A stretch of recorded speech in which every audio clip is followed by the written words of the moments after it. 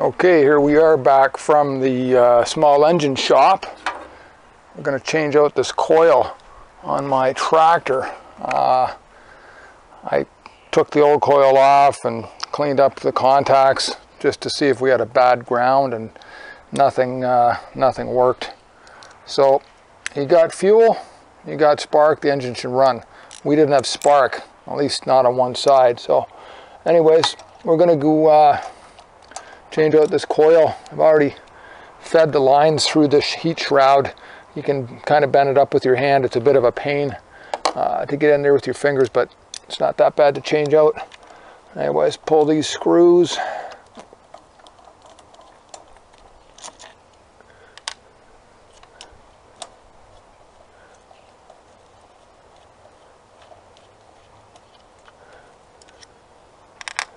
Anyway, this is going to be the original coil. This 35 years old. It's dead.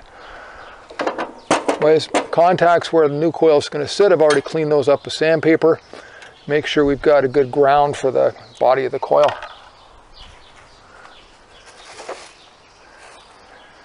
And here's our new one. You've got to make sure you have them on the right orientation. It says cylinder side, meaning cylinder side down, and then this side's up on top. It kind of looks backwards because the wires are running out the wrong end of the thing. Just set it in place, drop your screws in. One thing I got to tell you, you've got to use a spacer. Business card works great. Piece of cardstock, something thin like that, just to get a little bit of space between the coil and the magnet, or sorry, the coil and the the coil and the magnet on the flywheel. I'll show you what I'm talking about in a second.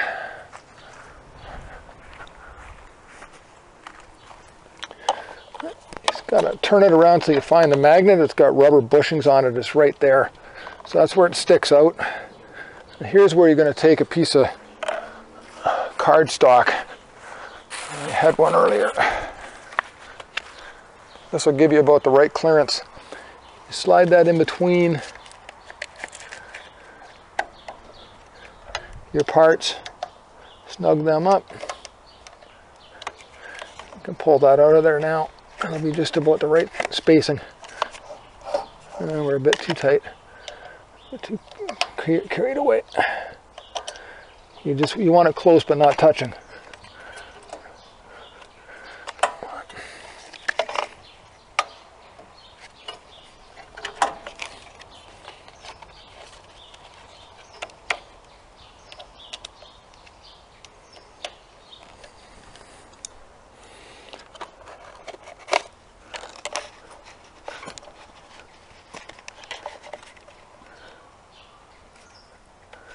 I'm worried that's a bit too close, so I'll double this up.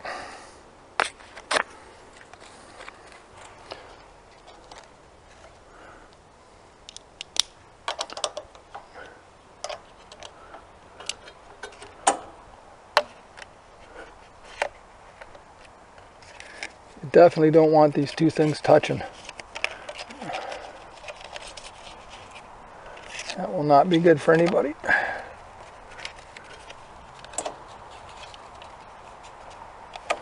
Get it in there like that, and then tighten up. You can pull out your cardstock. That'll give you around the right spacing. It's just a very slight gap.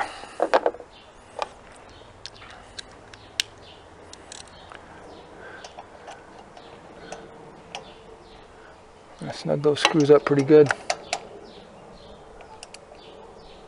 Be careful of these bolts. You're going into aluminum. It's very easy to strip stuff. Just give it a quick spin by hand. Make sure you're not actually touching, because that obviously is not good.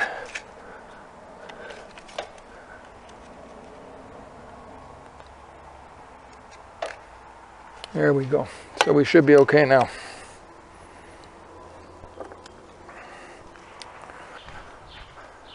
Just going to wrap up these leads. That looks so good. Give them a little once over with some fresh tape. Stuff doesn't last forever.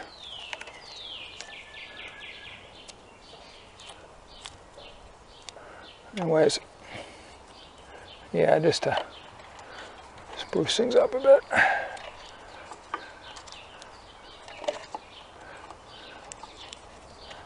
Don't need stuff coming loose in the wiring.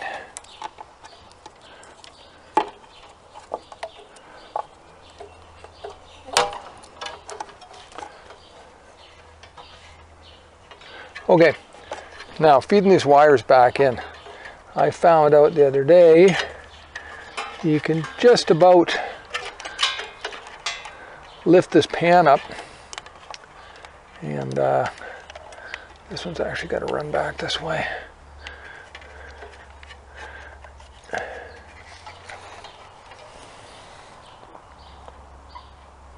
No, that's fine. Not that one.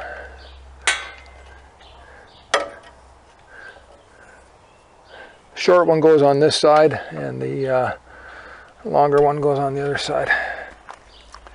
Yeah, you lift up on this this flange here, you can actually get in there, get that high tension wire up underneath here, because it's got to run underneath this heat shroud. There's not much room. I don't remember where the fuck it goes. It wasn't there. Yes, I think it was.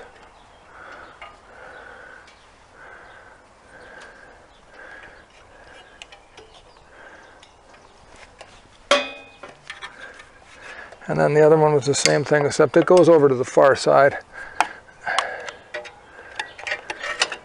So just grabbing onto this with a pair of pliers and lift it up.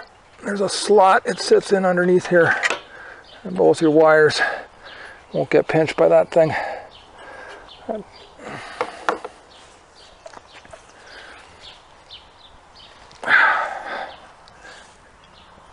Anyways, the short one goes to one side, and the other, as I was saying, runs over here to that one.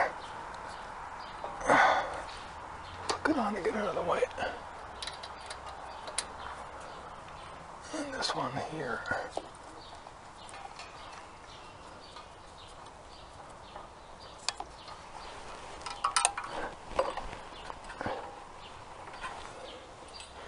This runs along like this.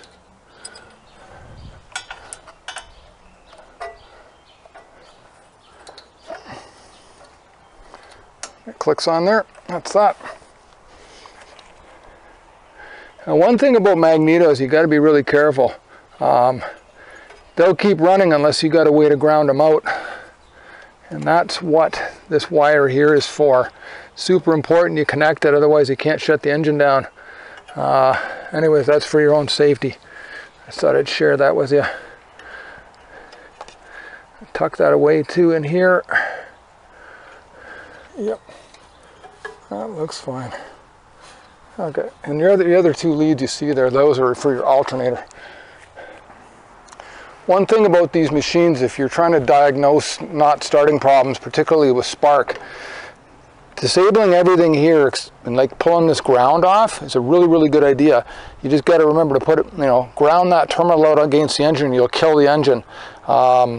There's a lot of switches run through this ground wire, like your safety switches for your mower deck, your safety switches for your seat.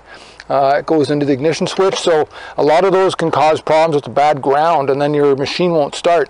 So if you're in doubt, absolutely last chance to try to figure it out, pull this ground off this coil, and it'll start if the coil's good, otherwise it won't.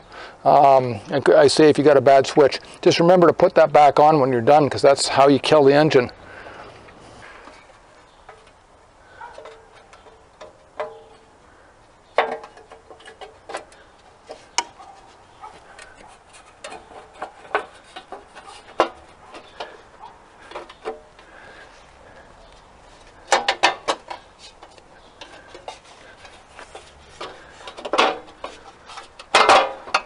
Bunch of stuff you got to line up.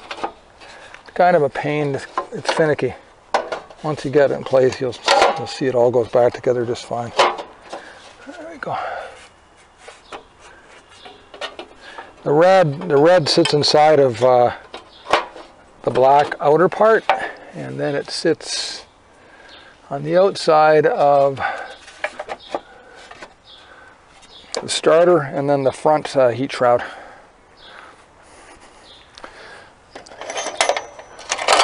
First thing I'm going to do is put this ground strap back on and just going to put it in loose. So that's at the back right by the starter motor. Just want to get it started so I can snug up all the other things.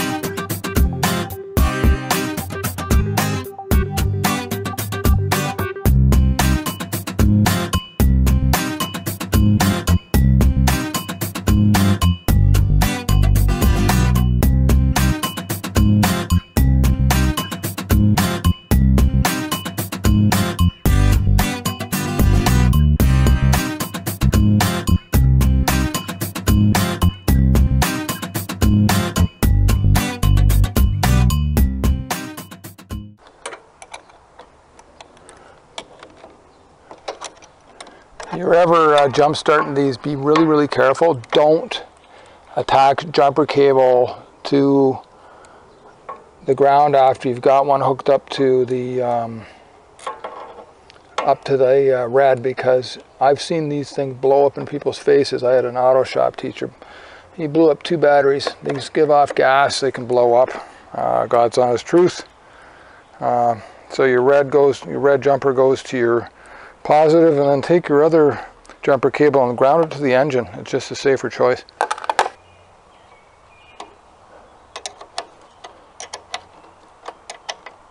That's it. Now we're going to see if it fires up. Make sure everything we did is good.